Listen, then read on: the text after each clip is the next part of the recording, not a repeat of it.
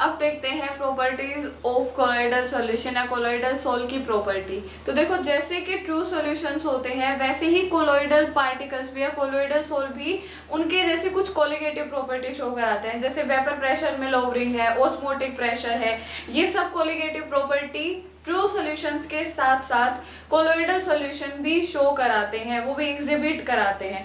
इनके अलावा भी कुछ इंपॉर्टेंट प्रॉपर्टी है जिनके बारे में हम पढ़ेंगे। उनमें से सबसे पहली प्रॉपर्टी जो हम पढ़ने वाले हैं वो है ब्राउनियन मूवमेंट। तो देखो, ब्राउनियन मूवमेंट होता क्या है? It is the zigzag motion of colloidal particles. Colloidal particles का जो जिगजैग मोशन होता है, जिगजैग मूवमेंट होता है, रैंडम जो मोशन होता है, उसको क्या बोलते हैं? Brownian motion. सबसे पहले ये रॉबर्ट ब्राउन नाम के साइंटिस्ट ने ऑब्जर्व किया था, तो उन्हीं के नाम पे इसका नाम पड़ गया और इसको बोला जाने लगा ब्राउनियन मोशन या ब्राउनियन मूवमेंट। अब देखो होता क्या है, जैसे मान लो हमने इसमें अपने कोलॉइडल पार्टिकल ले लिए इस कंटेनर में, ठीक है, ऐसे ये रैंडम हमने कोलॉइडल पार्टिकल ले लिए। तो ब्राउनियन मूवमेंट के अकॉर्डिंग ये क्या बोलता है कि जो कोलॉइडल पार्टिकल प्रेजेंट होते हैं वो रैंडमली मूव करते हैं, उनके कोई ऐसा फिक्स उनकी डायरेक्शन नहीं होती कि एक डायरेक्शन की तरफ अलाइन रहेंगे, उसी की तरफ मोशन करेंगे ना, ऐसा कुछ नहीं होता, वो रैंडमली मूव करता है। तो हम अगर जिगजैग मोशन दिखाए इसका, तो मैं यूं बोल दूं कि ऐसे किसी भी तरफ उसको रैंडमली अलाइन कर दो मोशन को, वो ब्राउनियन मोशन कहलाता है, ठीक है। और रॉबर्ट ब्राउन ने देखा था तो उन्हीं के नाम पे इनका नाम पड़ गया इसका ब्राउनियन मोशन। ये हो गया फर्स्ट। सेकंड होता है, सेकंड जो इफेक्ट प्रॉपर्टी हम पढ़ेंगे, प्रॉपर्टी ऑफ कोलॉइड, वो होती है टिंडल इफेक्ट, ठीक है। सेकंड प्रॉपर्टी हम जो पढ़ेंगे वो है टिंडल इफेक्ट। अच्छा, टिंडल इफेक्ट क्या होता है इसकी भी हम डेफिनेशन देख लेते हैं पहले। Tyndall effect is the scattering of light with colloidal particles so that its path become visible,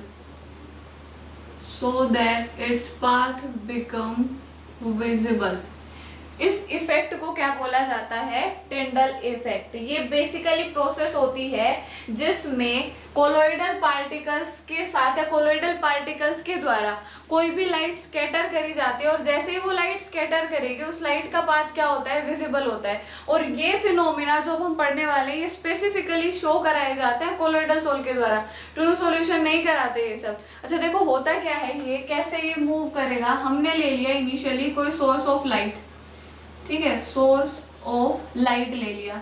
अब सोर्स ऑफ लाइट तो लाइट को ट्रांसमिट कराएगा। हमने ले लिए दो कंटेनर, एक में डाला हमने, एक कंटेनर में डाला हमने ट्रू सॉल्यूशन, एक कंटेनर में डाल दिया ट्रू सॉल्यूशन, एक में डाल दिया कोलॉइडल सॉल्यूशन, ठीक है। और जैसे ही ये लाइट पास होगी तो यहाँ किसी लेंस से लाइट पास कराते हैं इसके पोलराइजेबिलिटी को बढ़ाने के लिए। सोर्स ऑफ लाइट तो रैंडमली लाइट पास कराएगा। तो देखो होता क्या है एक्चुअली, जैसे ही ये लाइट पास कराएगा, ट्रू सॉल्यूशन में सॉल्यूशन तो भरा ही नहीं, ये ले लिया हमने ट्रू सॉल्यूशन, ये ले लिया हमने कोलॉइडल सॉल्यूशन। तो देखो लाइट होगी पास, सोर्स ऑफ लाइट को कराएगा पास, तो जैसे ही ये ट्रू सॉल्यूशन में से निकलेगी ये लाइट, तो ट्रू सॉल्यूशन में इसका पाथ कभी भी विजिबल नहीं होता, ठीक है, ये पाथ कभी भी विजिबल नहीं होगा। लेकिन जैसे ही हम ये लाइट इसमें पास कराते हैं, कोलॉइडल सॉल्यूशन में पास कराते हैं, तो कोलॉइडल सॉल्यूशन में ये जो स्कैटरिंग होती है इनके पार्टिकल के बीच, उस स्कैटरिंग की वजह से, ठीक है, स्कैटरिंग की वजह से ये पाथ क्या होगा इसका, लाइट का विजिबल होगा। मान लो और लाइट पास कराते हैं तो इसमें से तो नहीं होगा, इधर की तरफ जाएगी ना डायरेक्शन, ट्रू सॉल्यूशन में पाथ विजिबल नहीं होता, ठीक है। लेकिन जैसे ही कोलोइडल सॉल्यूशन में जाएंगे इस लाइट का पाथ क्या होगा, विजिबल होगा। और ये पाथ विजिबल क्यों होता है वो भी बताएंगे। लेकिन ये जो पाथ विजिबल होने का फंडा है, ये जो स्कैटरिंग का फंडा है, ये पूरा इफेक्ट ही क्या कहलाता है, टिंडल इफेक्ट कहलाता है। तो देखो पहला रीजन तो क्या होता है इसका कि हम जो विजिबल लाइट इसमें से पास कराते हैं उस विजिबल लाइट की वेवलेंथ कितनी होती है, 400 नैनोमीटर टू 700 नैनोमीटर इतनी होती है। दूसरी बात कि हम जब कोलोइडल सॉल्यूशन लेते हैं तो कोलोइडल सॉल्यूशन के जो पार्टिकल होते हैं उसका साइज कितना होता है, 1 नैनोमीटर टू 100 नैनोमीटर, इतने के बीच में पाथ साइज होता है ना इनका। तो इन दोनों के साइज, सॉरी इसमें कोलोइडल पार्टिकल के साइज और जो विजिबल लाइट ली थी उसकी वेवलेंथ में सिमिलैरिटी होने की वजह से या इनमें नजदीकी होने की वजह से ये पाथ क्या हो जाता है, विजिबल हो जाता है, स्कैटरिंग होती है। दूसरा क्या होता है कि जो हम कोलोइडल सॉल्यूशन में डिस्पर्स्ड फेज और डिस्पर्शन मीडियम लेते हैं उनका रिफ्रैक्टिव इंडेक्स क्या होता है, सेम होता है, अलग अलग होता है। उनका जो डिफरेंस होता है रिफ्रैक्टिव इंडेक्स में उसकी वजह से ये फिनोमेना ऑब्जर्व होता है। अगर सेम रिफ्रैक्टिव इंडेक्स हो तो ऐसा कुछ नहीं होता, फिर वो स्कैटरिंग जो होती है वो दिखती ही नहीं, हमें ये लाइट का पाथ विजिबल होता ही नहीं।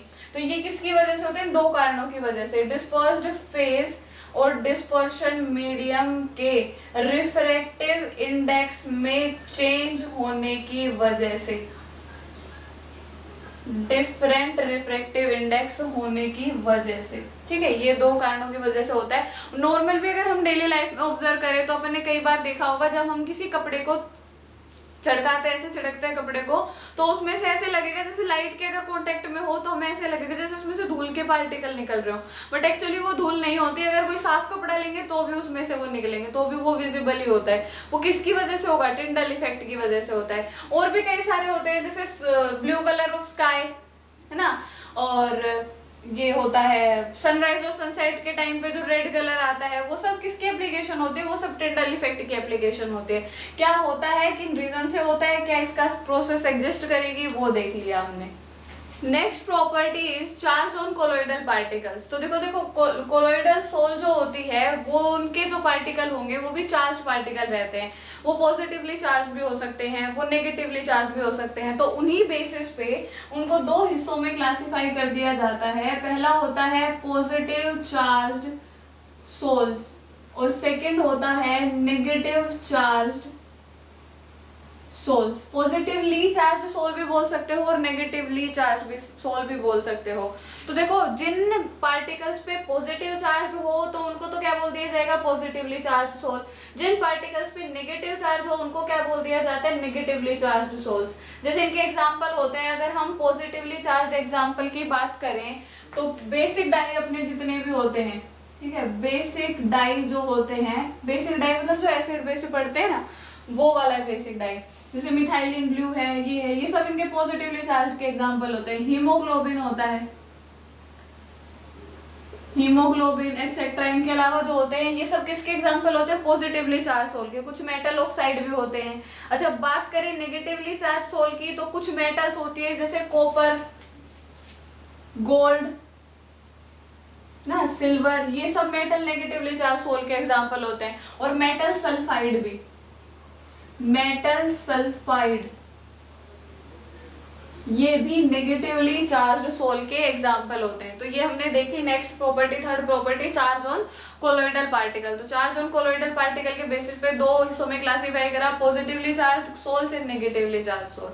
इसके साथ ही नेक्स्ट प्रॉपर्टी है अपनी इलेक्ट्रोफोरेसिस। इलेक्ट्रोफोरेसिस, देखो इलेक्ट्रोफोरेसिस प्रोसेस एक्चुअली होती क्या है, it is just movement of the colloidal particle under the influence of electric field. It is the movement of colloidal particles under the influence of electric field. Electric field जैसे ही apply किया जाता है तो colloidal particle जो होते हैं वो move करना शुरू कर देते हैं, मोशन करना शुरू कर देते हैं। इसी मूवमेंट को क्या बोला जाता है? इलेक्ट्रिक फील्ड बोला जाता है। ठीक है, अब देखो इसमें एक्चुअली होता क्या है, हमने एक यू शेप्ड ट्यूब ले ली, हम ऐसे एक यू शेप्ड ट्यूब ले लेते हैं जिसमें हम कोलोइडल सॉल्यूशन को कर दें फिल। ठीक है, इस कोलोइडल सॉल्यूशन को इनमें कर दिया जाए फिल। अब इसको इसमें 2 इलेक्ट्रोड करें अप्लाई, एक तरफ हमने कर दिया इसमें नेगेटिव तो इसका मतलब क्या होगा? कैथोड। एक तरफ कर दिया पॉजिटिव तो इसका मतलब क्या होगा? एनोड। और ये ऐसे दिखा दिया इनका कनेक्शन कि ये क्या है? बैटरी से कनेक्ट है। अब देखो होता क्या है, जैसे बिफोर इलेक्ट्रोलाइसिस तो बिफोर इलेक्ट्रोफोरेसिस तो क्या होगा? ये एज इट इज ही रहेगा, कोई इसमें चेंज नहीं आएगा। लेकिन जैसे ही इलेक्ट्रोलाइसिस की प्रोसेस होगी तो जो पार्टिकल है वो किसी एक इलेक्ट्रोड की तरफ क्या करना शुरू कर देते हैं? मूवमेंट करना शुरू कर देते हैं। तो जो नेगेटिवली चार्ज पार्टिकल रहेंगे, वो नेगेटिवली चार्ज पार्टिकल जो यहाँ पे हमने एनोड प्लेट लगाई थी, यहाँ कैथोड प्लेट लगाई थी, वो नेगेटिवली चार्ज पार्टिकल कहाँ मूव करना शुरू कर देंगे? इधर मूव करना शुरू कर देंगे। जैसे ही वो यहाँ मूव करेंगे तो यहाँ कोएगुलेट होना शुरू हो जाते हैं, मतलब यहाँ पर इकट्ठा होना शुरू हो जाएंगे। इस प्रोसेस को बोला जाता है electrophoresis. Movement of colloidal particles under influence of electric field is known as electrophoresis. Next property हम जो पढ़ते हैं वो होती है कोएगुलेशन। नेक्स्ट प्रॉपर्टी हम जो पढ़ेंगे वो होती है कोएगुलेशन, या फिर ये बोल सकते हैं प्रेसिपिटेशन। ठीक है, या फिर क्या बोल सकते हैं उसको? प्रेसिपिटेशन भी बोल सकते हैं। अब देखो कोएगुलेशन या प्रेसिपिटेशन में एक्चुअली होता क्या है? It's just the settling down of colloidal particles. ठीक है, settling down of colloidal particles. Colloidal particles की सेटलिंग ही क्या कहलाती है? कोएगुलेशन कहलाती है। कि जब कोलोइड, मान लो कोई सोल्यूशन लिया हमने, उस सोल्यूशन में अपने ये थे कोलोइडल पार्टिकल्स थे, हम उनमें कुछ एक चेंजेस करके, जैसे हम उसको बॉईल करके या फिर उनमें कोई एक्स्ट्रा इलेक्ट्रोलाइट ऐड करके जैसे ही ऐड करेंगे तो जो कोलोइडल पार्टिकल रहेंगे ना वो सेटल डाउन करने की कैपेबिलिटी रखते हैं। जैसे ही सेटल डाउन करेंगे तो इनसॉल्युबल प्रेसिपिटेट भी फॉर्म करते हैं। इस प्रोसेस को क्या बोला जाता है? कोएगुलेशन या फिर प्रेसिपिटेशन। और ये हम जो कोएगुलेशन या प्रेसिपिटेशन है ये किन किन मेथड्स को यूज कर सकते हैं? मेथड को यूज करके कर सकते हैं। हम बॉइलिंग करके यूज कर सकते हैं, हम कोई इलेक्ट्रोलाइट ऐड करके यूज कर सकते हैं, यहाँ लिख देती हूँ एडिशन ऑफ इलेक्ट्रोलाइट। ठीक है, जैसे मान लो अगर नेगेटिवली चार्ज सोल है अपने पास, तो कोलोइडल पार्टिकल थे जिनमें नेगेटिवली चार्ज सोल है, नेगेटिवली चार्ज पार्टिकल है, तो हमने बाहर से कोई सोल्यूशन ऐड करा जिसमें पॉजिटिव चार्ज की एक्सेस है, तो जैसे ही ऐड करेंगे न्यूट्रल करेगा और पार्टिकल्स क्या करेंगे? सेटल डाउन करेंगे। तो वो किस फिनोमिना को अराइज करेंगे? वो कोएगुलेशन या प्रेसिपिटेशन के फिनोमिना को अराइज करते हैं। इसको बोला जाता है कोएगुलेशन, प्रेसिपिटेशन, या फिर इसको फ्लोक्यूलेशन भी बोलते हैं। ठीक है, इसको बोला जाता है फ्लोक्यूलेशन।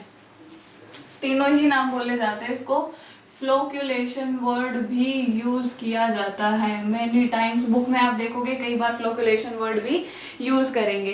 तो हम ये मेथड यूज करके, अच्छा इनके अलावा हम इलेक्ट्रोफोरेसिस भी यूज कर सकते हैं, पर्सिस्टेंट डायलिसिस यूज भी कर सकते हैं इसको करने के लिए। ठीक है, डायलिसिस से भी किया जा सकता है, इलेक्ट्रोफोरेसिस से भी किया जा सकता है। तो these are the methods for producing the process of coagulation or precipitation। And हमने इसके साथ साथ देखे और ये प्रॉपर्टी जैसे इलेक्ट्रोफोरेसिस एटसेट्रा। अभी तक हमने देखा properties of colloidal sol, colloidal sol की प्रॉपर्टी देखी थी। अब हम कुछ टर्म्स और देखते हैं जो इस प्रॉपर्टी ऑफ कोलोइडल सोल में ही इंक्लूड होते हैं। ठीक है, तो हमने अभी फ्लोक्यूलेशन देखा था, उस फ्लोक्यूलेशन से ही समहाउ ये रिलेटेड है। तो देखो सबसे पहले होता है Hardy Schulze law.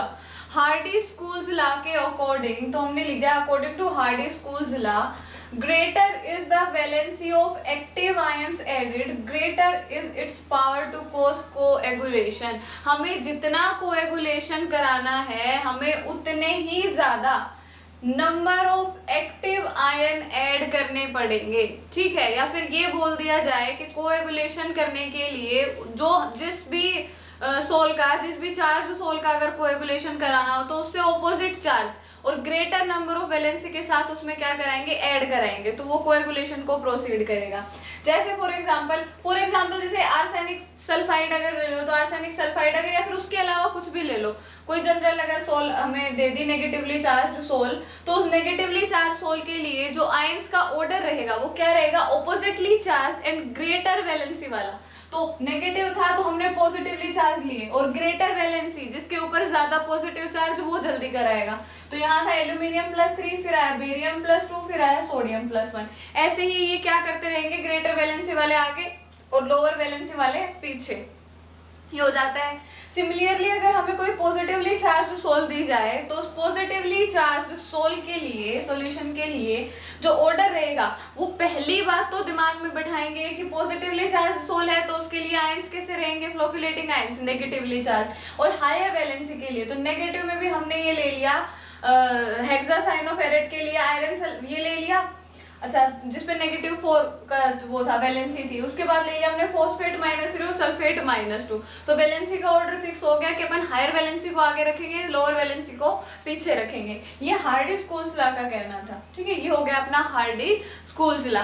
Next is protective colloid, ठीक है। नेक्स्ट है प्रोटेक्टिव कोलॉइड। तो देखो प्रोटेक्टिव कोलॉइड से पहले समझे प्रोटेक्शन।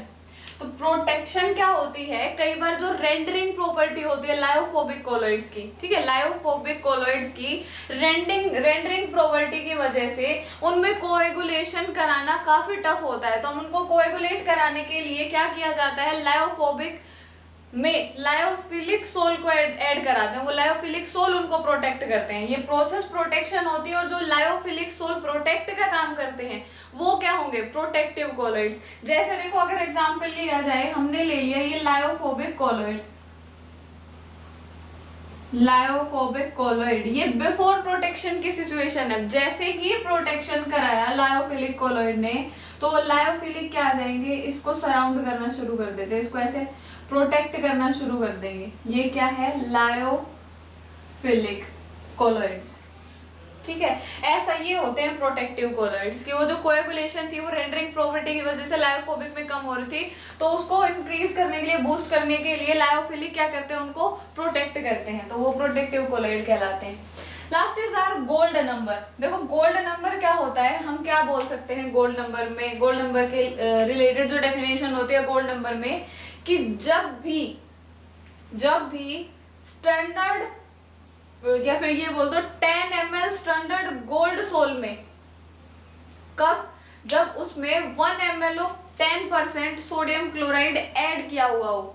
जब भी स्टैंडर्ड गोल्ड सोल में 1 ml of 10% sodium chloride add किया जाए, तो उसमें जो कोएगुलेशन की प्रोसेस होती है, उस कोएगुलेशन की प्रोसेस को रोकने के लिए हम क्या ऐड कराते हैं, minimum number of milligrams of protective colloid. उसमें कोएगुलेशन को रोकने के लिए हम उनमें minimum number of milligrams protective colloid add कराते हैं। इस नंबर को क्या बोला जाता है, मिनिमम नंबर को गोल्ड नंबर, ठीक है। स्टैंडर्ड गोल्ड सोल में जिसमें 10% सोडियम क्लोराइड का 10 ml ऐड कर दिया हो, तो उसमें कोएगुलेशन को स्टॉप करने के लिए, प्रिवेंट करने के लिए हम minimum number of protective colloid add करते हैं। That minimum number of protective colloid which will be added in gold soul is known as its gold number।